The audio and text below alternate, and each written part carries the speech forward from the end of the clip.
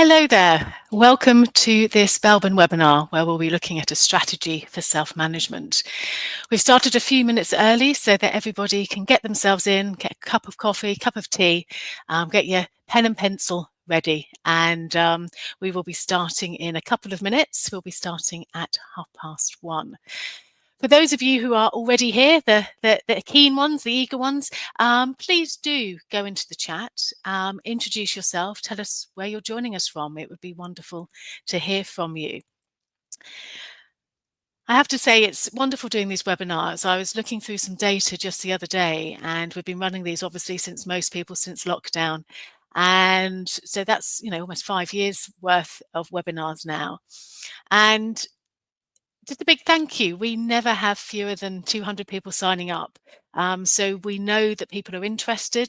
We know that people hopefully find them interesting and come back. So a real big thank you if you've already been to one of our webinars. And if you're returning or if you're brand new, we hope that you find this next 45 minutes useful.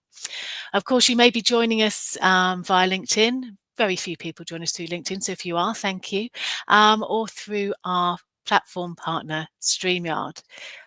Also, you may be joining us through YouTube, or of course, you may be watching the recording. And if you are, lovely to see you too.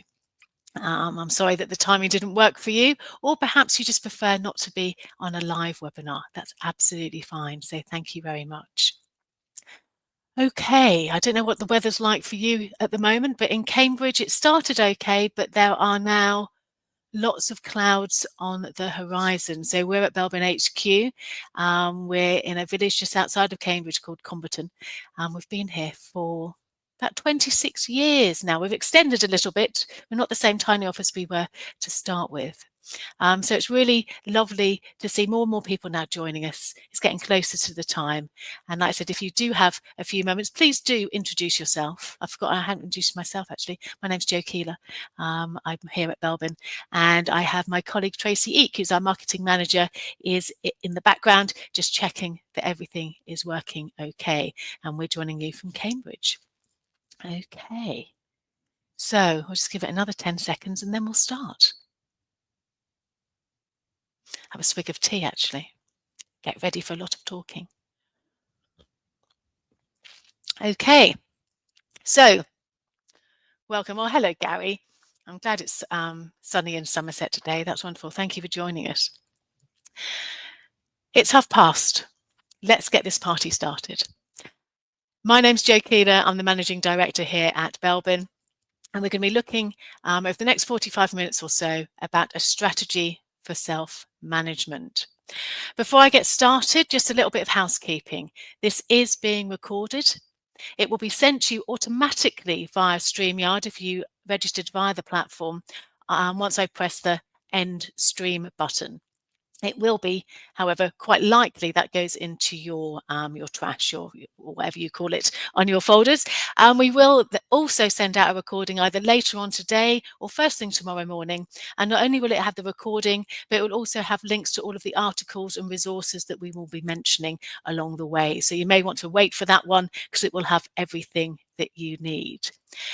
Please do use the chat box. I believe it's on the right-hand side of your screen, to talk to one another and also to pose some questions if you have any throughout this webinar.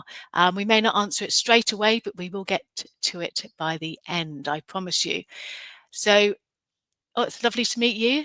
Hi from Cyprus. This is amazing. Somerset and Cyprus. What a wonderful combination. One thing that is wonderful about these webinars is they really are worldwide.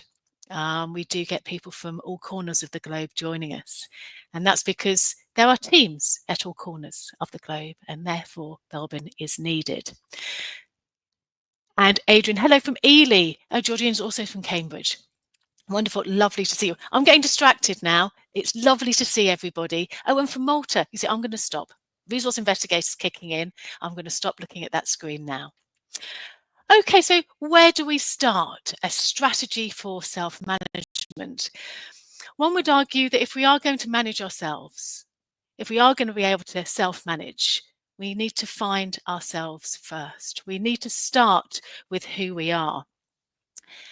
And how do we do this? Well, we need to ask some questions, don't we, right at the very, very beginning.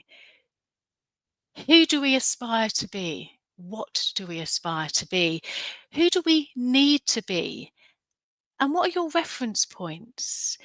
Do you need to be a certain type of person for your organization to fit into the culture, to rise through the ranks? Are you being informed by who you truly are or by who other people need you to be? There's lots of questions that we need to answer before we even look at how we manage ourselves. We need to start with who are we? Start with our self-awareness. And in fact, this was quite interesting because this was an observation that was made by Dr. Meredith Belbin and his team after they had concluded all of the work at Henley, when they found these 9 distinct clusters of behaviour. They found these unique 9 team roles that were needed. And they found that they were dealing with executives, and they found that some of the team roles sounded far more attractive, had an attractive ring to them if they were executives. They found that people really liked, at the time, what was called the chairman role.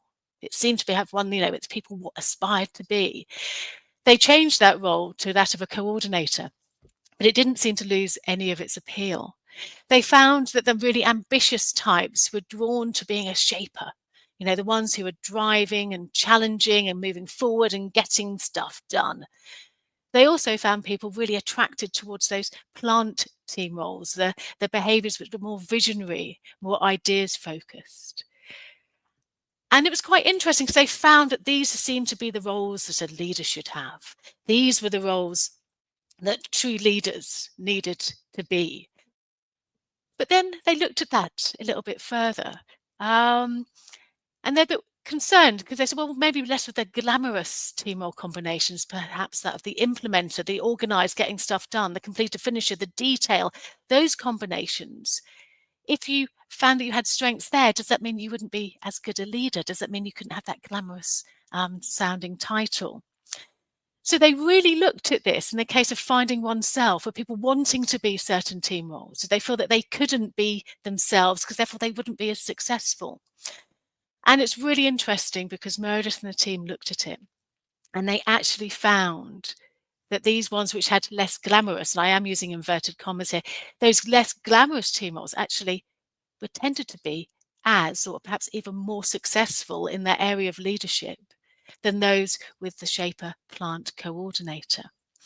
Why is that? That's an interesting one, isn't it? We perceive things to be more glamorous, more, having a linking to that success. So I've just got Meredith's books here because I want to actually get the words out really well. What they found is actually those unexpected successes, those ones that didn't come from those glamorous team roles, had one distinguishing feature.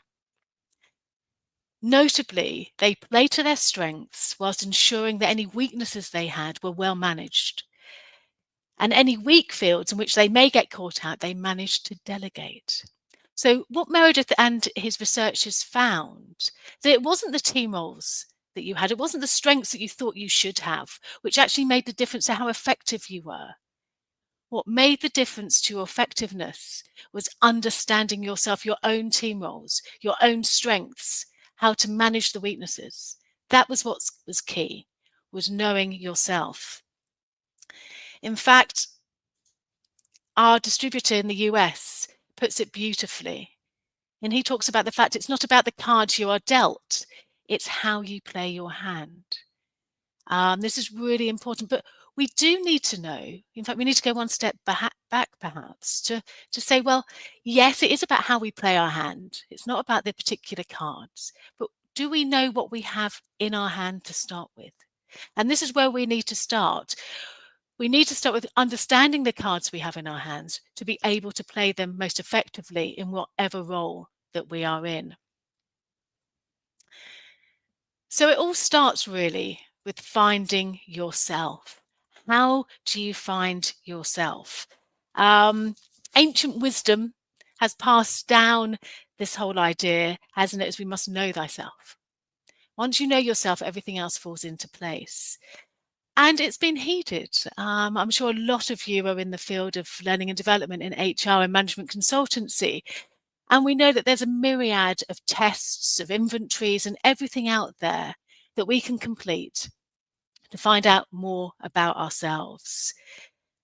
We can extend our self-awareness by filling these in and really understanding who we are. And then we can share these characteristics with others. We can discuss them. We can find out more about the people that we work with. We can look at our differences. But this can be difficult. As I said before, with some people who aspire to be certain team roles, perhaps you aspire to be a certain type of person who's elevated in the ranks of your organization, is that if we only ever concentrate on ourselves, we really do run the risk of being in a closed loop system. Feedback is notorious for being really difficult to get. People feel a bit, uptight. I don't think that's the right word. Sometimes a bit cynical about the feedback that they are given. And very often feedback itself is difficult to come upon. Research shows is that as you go through your life, it's more and more difficult to get feedback because people don't want to give feedback to people who are perhaps their managers, the leaders within the organization. People are more likely to say nice things because they don't want to upset, they don't want to rock the boat. So getting feedback on ourselves is really hard. But we need to find it because although we can start with ourselves and understand ourselves, we're actually promoted, we're given training, we develop all down to the things that other people see, don't we? About what they see about ourselves, not necessarily how we see ourselves. So it's really important to get this additional information. I'm hesitating, so I was wondering whether or not to use this example. I'm going to do this. It's a bit close to home, but we'll do this anyway. Sometimes the feedback we get is on an annual basis. Hopefully this isn't happening as much as it was when I first started here at Belbin, but it used to be common. You'd have your annual appraisal, you have your competencies, you'd have your tick boxes, and you would be, you'd have that with your line manager. So you were getting feedback, but it was only really from one person, maybe a couple if HR were involved, but you weren't getting enough feedback from everybody. And was that feedback useful? Was it describing what you were doing? The little mini case study I will give here is my sister-in-law, actually. Many years ago, she used to work for a bank, and she was, my goodness, she is the most talented implementer, completer, finisher that I've ever met.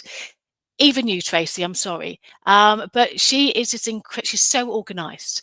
Attention to detail is amazing. She also has really high resource investigator, so she knows everybody. She has this wonderful talent, and that's why her job at the bank was managing that particular branch, getting the rotas in place, making sure that people were being delegated to, make sure the work was in order, making sure that the detail in a bank is quite important was correct. She only had an annual review. And in her annual review, the only feedback she received was all down to tick box competencies. And it's really important because this was linked to her bonus. And she had to tick every box. And that, it's fine. You can have a discussion around, the usefulness of that. But one of those boxes said creative. How creative have you been over the last 12 months? And the manager said, well, I've not seen any creativity, so therefore you can't be creative. You're not having this, therefore, I'm sorry, you're not getting your bonus. My sister-in-law, because she's not backward and coming forward, said, but how am I meant to be creative? You're measuring me something, you're giving me feedback on something that I don't even know how to be. How can I be creative when I'm working in a bank? Surely that's one thing you don't want to encourage. And so she got very despondent because not only was she getting feedback just from one person, but it was also just in one strict set of competencies. It wasn't broad reaching. It wasn't to do with her colleagues. It wasn't due to any other metric apart from this competency. So we do sometimes find it difficult to give feedback and to make sure that feedback is useful. Of course, if we can't get feedback, we end up just going more and more into self, don't we? And then we think, well, how can I get better? What else can I do? And then we find people who inspire us. We find managers, we find colleagues and think, well, I want to be a little bit more like them. That's what I need to do to succeed. They're being really successful. I am going to follow their lead. It could be people in the public arena. You could read their books, their biographies. Do it my way by so and so. But what we often find is that by doing that, we're not really ourselves. We're trying to be something that we're not. And this is something that Meredith used to talk about a lot. Individuals do not make good carbon copies of one another, but only pale shadows whenever they try to imitate. So we can see what we can do, what we can learn from others, but we must learn from them. We mustn't try to be them, because we're not them. We're ourselves. What's the quote? Is it be yourself, everybody else is taken? And it's really true. I know that many years ago, when I was put in more of a management role, I had a real bad 6 months, actually. This is a while ago, because I thought I needed to be more like, actually, in this case, it was Nigel Belbin, who's really high monitor evaluator, who is able to weigh up the pros and cons, very serious, then very driving through as well. I thought, oh, that's what I need to be. I need to be more like him. And so I spent 6 months really being rubbish at my role, because it just isn't me. And then it was sitting down and understanding, well, actually, Joe, you've been promoted not because of those, because you don't have those as strengths, but you do have that resource investigator, you do have the shaper and coordinator. That's why we need you to play those roles. That was what was important. Not trying to be something I wasn't, but really having permission to find out who I was, what my strengths actually were. Okay, so what we need is we need to have awareness of self. We need to understand ourselves, but we most definitely need to try and find this feedback from somewhere, because without that, we are in a closed loop system. Without that, we might be trying to be somebody we're not. Without that, we may be really badly trying to be something that we think our organization needs us to be. We need to get feedback to find out how valid that is. As Meredith said, we really need to have a useful comparison between ourselves and those people outside. We need that outside observation. So we need a strategy. We need a way of getting two bits of quite disparate information and making sense of them. Not just to finding out who we are before we can self-manage, but also so that we can strengthen that as well. We can't improve on something unless we know exactly what it is that needs improving. This isn't just going to be quotes from Meredith, although it's quite easy to do that. This is from Daniel Goleman, who is the EQ guy. He wrote a brilliant article in HBR, all talking about, finding oneself. And he talks a lot about finding that structured way to match up views of our true selves with the views of our most trusted colleagues. We really need that external check on our authenticity. Are we the same as how we think we are to other people? Are they seeing the same strengths that we see in ourselves? Somebody else writes down, we need to ask our trusted critics. So people that know us well and who are prepared to be truthful about the way we behave. In fact, I think it was Tasha who said that. Again, another great article in HBR. She talks about self-awareness not being just one truth, but a delicate balance of two distinct, sometimes even competing viewpoints. And she talks about the internal self and the external self. I've just put this here. We will put a link to these papers. I think Tracy's putting them in the side at the moment. They will also be on the email that we send out to you, because there's some really key points here. In Tasha's paper, she talks about the percentage of people who are actually self-aware. And 95% of people asked thought that they were self-aware. But using the criteria that she used, and these were big numbers, actually only, I think it was about 15%, 15% of people actually were. We're all deluded. No, we're not. But I think the problem is that we don't have this mechanism to get this real useful work-based feedback, and that's what we need. So Tasha said there's a difference between low and high external self-awareness and high and low internal self-awareness. So if you just concentrate on yourself without getting views from anybody else, you are in the hang on, let me just find, I can't read it particularly well. High internal self-awareness. That's right, you're introspectors. You're really clear on who you are, but you don't challenge perhaps. You're not finding those blind spots. And this can limit the relationships you have with others and also your success. If you have low both internal and external, you just don't know where you are right now. You don't know what you stand for, how anybody sees you. It could be that you're just starting in your career. It could mean that lots of changes have happened. You might get quite frustrated. And this is where, real coaching and self-development work really helps. If you've got high external but low internal, you're focused you want to appear in a certain way. You're people pleasers. You want to make sure that you're so focused on that everything else doesn't work. You don't get that sense of self. So what we are looking for is that high self internal and high external self-awareness. You know who you are. You know what you want to accomplish. You seek out, you value others' opinions. And that's where you really get that true level of self-awareness. This is really where we need to get to. It's interesting. There's a lot written about self-awareness. There are a lot of companies who talk about self-awareness. There is very little practical action about how to get it.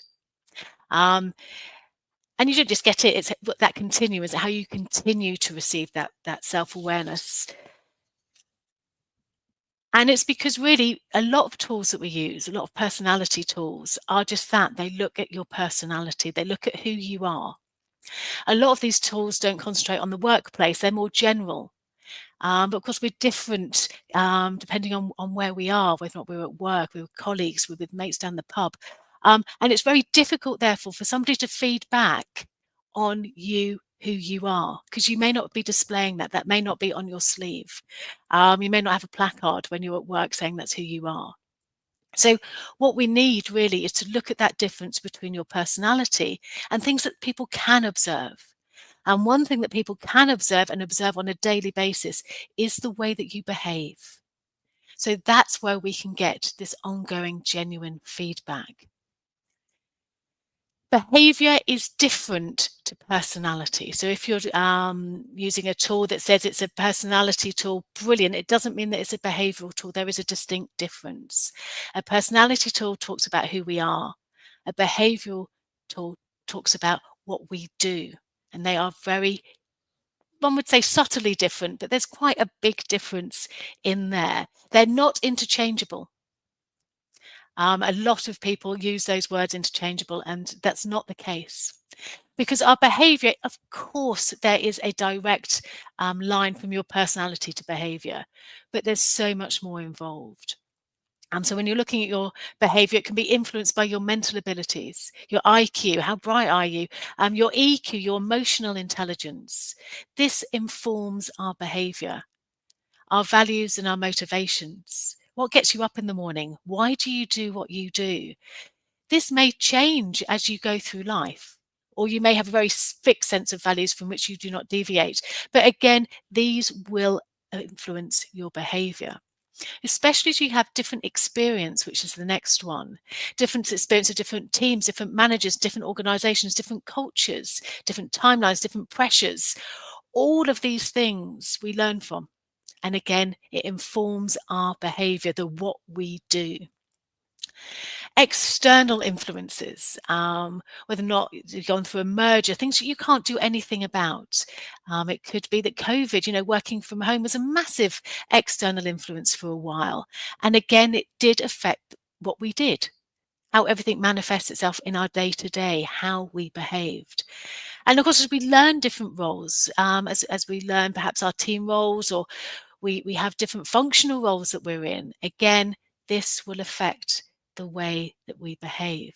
Our behavior is visible, our personality less so. And your behavior obviously can also change. And this is important because if your behavior can change, then you can change. You're not fixed. You're not put in a box. It's not okay saying on these letters, on this color, on this. No, we are such complex human beings. And we need to be able to say, actually, there's more to us than that. Okay, so How would we recommend doing this? How do we find out who we are before we can start managing who we are?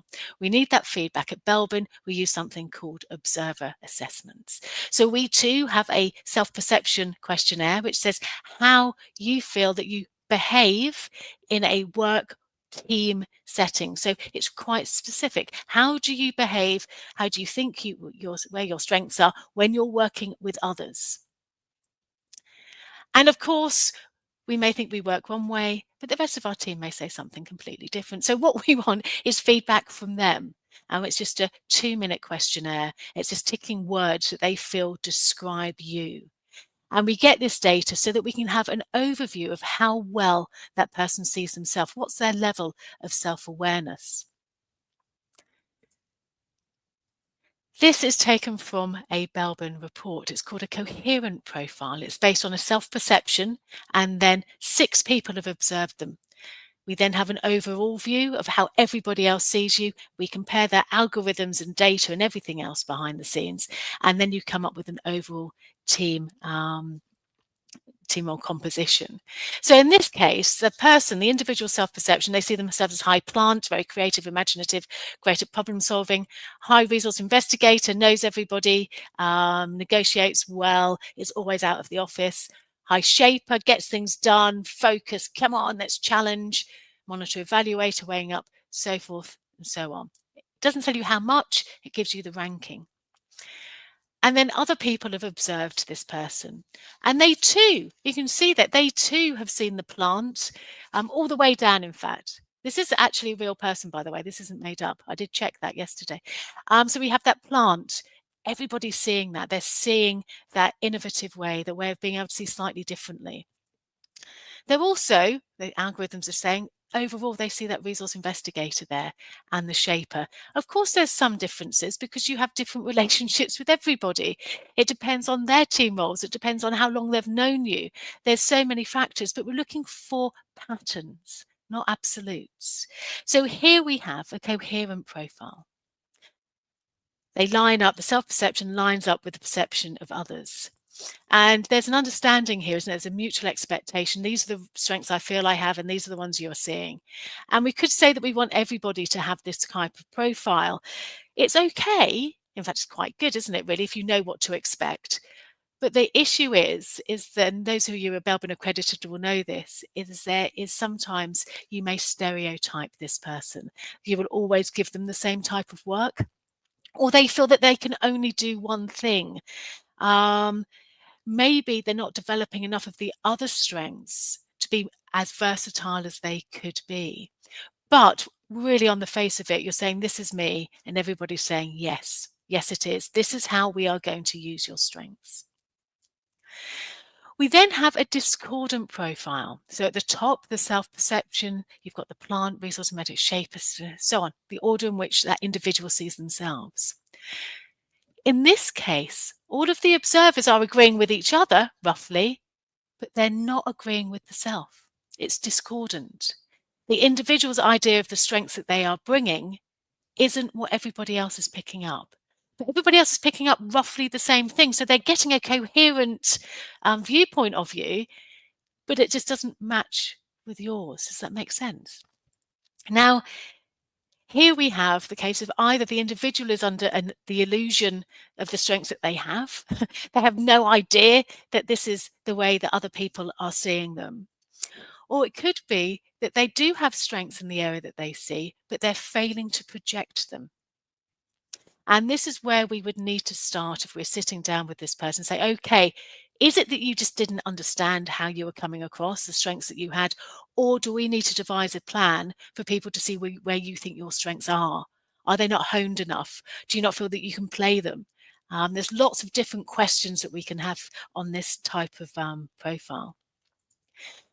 We then have the confused profile where everybody sees something completely different. The observer sees different things, the self sees different things. And with this kind of profile, it really is starting with the individual and saying, okay, where are you? Where do you need to be? Let's start with self. Let's start with the strengths that you think you have.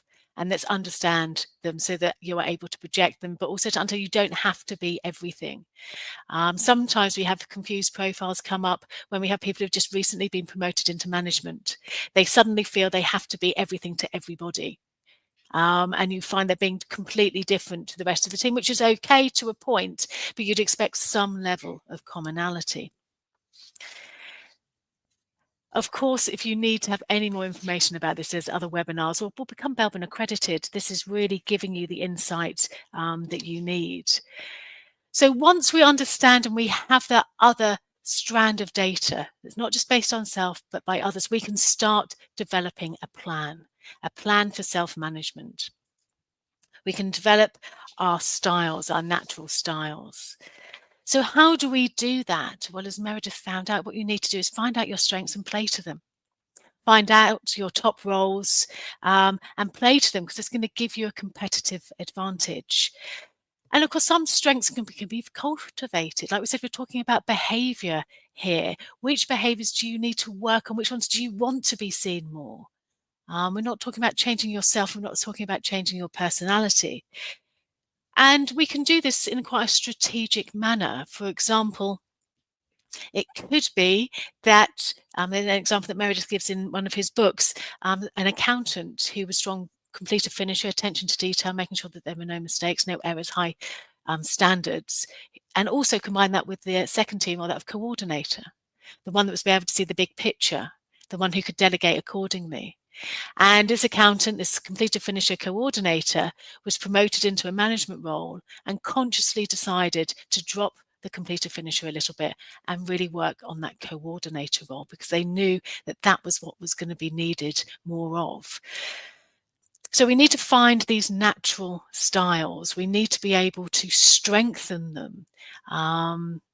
Sometimes people say, is it natural if you're working on them? Well, nobody's born a natural, brilliant, I don't know, tennis player, for example. It's all that work, isn't it? And that training and that development and that continued improvement and learning that goes on to make you an amazing tennis player. The same is about behavior. What we can do is we can work and develop, and we can become the best we possibly can in that area.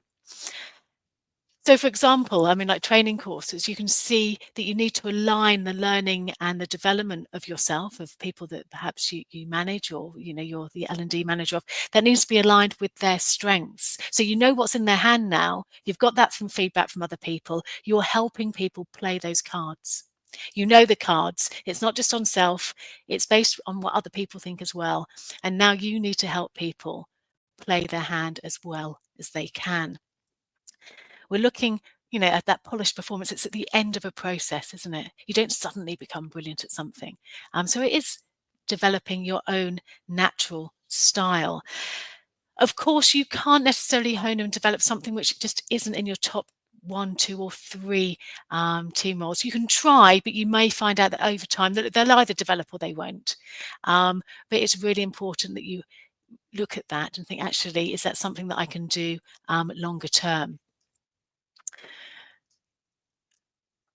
So we're looking at understanding self. And to do that, you need to understand yourself, but also the feedback from other people. You need to truly understand what's in your hand before you can start playing them. You need to look at behavior as opposed to personality. Okay, what else can we do? Well, sometimes as we go through our career, you find that actually you know where your strengths are, you know where your weaknesses are. But you may need to change that sometimes. Sometimes you may need to make a sacrifice depending on what it is that the team needs. So I've gotten a little bit distracted there because it just reminded me that we've got a wonderful webinar coming up. So please keep your eyes open. We have just analysed over 60,000 self-perception inventory data, so the data that we collect, and we've looked at it on age group. We have the data, we've done the research. We will be doing a webinar hopefully next month around that. So please do keep your eyes out for the email that comes through, because that is going to be really exciting. We've got data to back up perhaps what we're thinking or what we know. Sorry. just distracted there. I'll carry on now, sorry.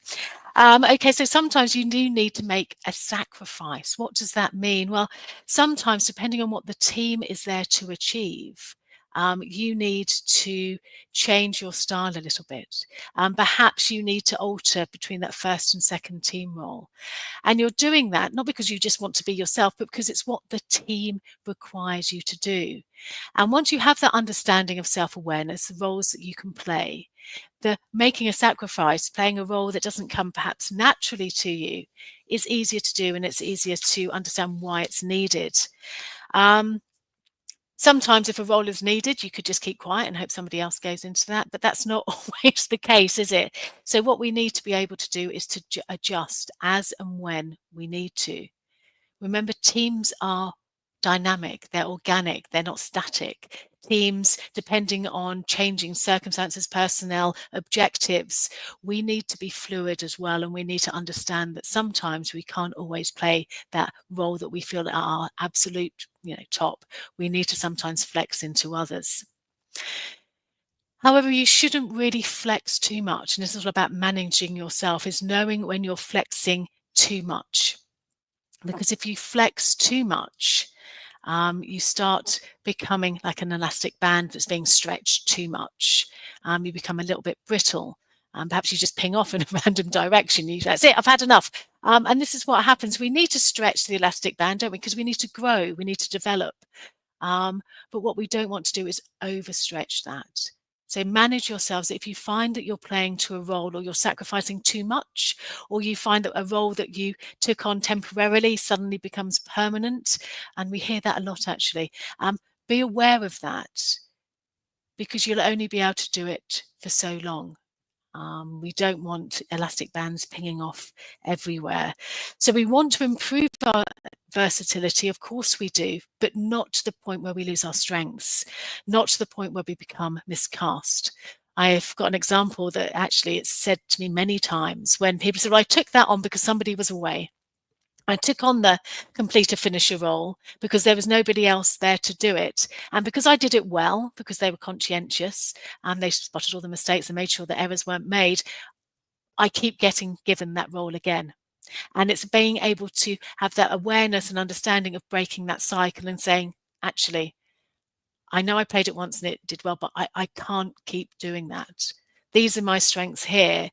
Can you please stop allocating things which I've only sort of fallen into because I was trying to really do something for the team. So we need to be really careful that we don't overstretch. Contracting out is another way we can manage ourselves once we understand what to do. I love this quote. The art of self-management lies in knowing what to do and what not to do. The not doing is the most neglected part of the art, and that's from Meredith. So really, it is finding out when to play your role, but understanding when not to. Sometimes you do have to have that sacrifice, but what can you do to ensure that you do where your strengths are, it aligns with your strengths, and what not to do? How can we do that? So first of all, you can build a balanced team. You can build a team that understands the roles that everybody plays and understands how it can be dynamic. And so there aren't any gaps. So you're not having to play out of role. Somebody else should be stepping up and saying, yes, that's my strength. I will play that. You're looking to be able to put the team there with all 9 team roles, because we know they're all needed for the success of the team. Although that's a bit idealistic, isn't it? Sometimes we don't have that opportunity, but we can build a balanced team as much as we possibly can. But we'll only know that if we understand the strengths and weaknesses of everybody, and they've all received feedback as well. Sometimes we find that teams have been put together just based on how they see themselves, not necessarily with Belbin, but with other tools. And no matter how much team building goes on, things don't change, and it's because the individuals have got perhaps not a very good understanding of themselves. Perhaps they're discordant and they don't realize it, and hence people aren't really playing to their true strengths. So it's really important that everybody gets all of this information. So that's the first thing we can do. The second thing is to delegate. And I've put there, delegate the responsibility, not just the task. If the team has this team role language that allows us to say, well, actually, we don't have an ME, we don't have a monitor evaluator, the one that weighs up the pros and the cons and makes sure that we make the right decision.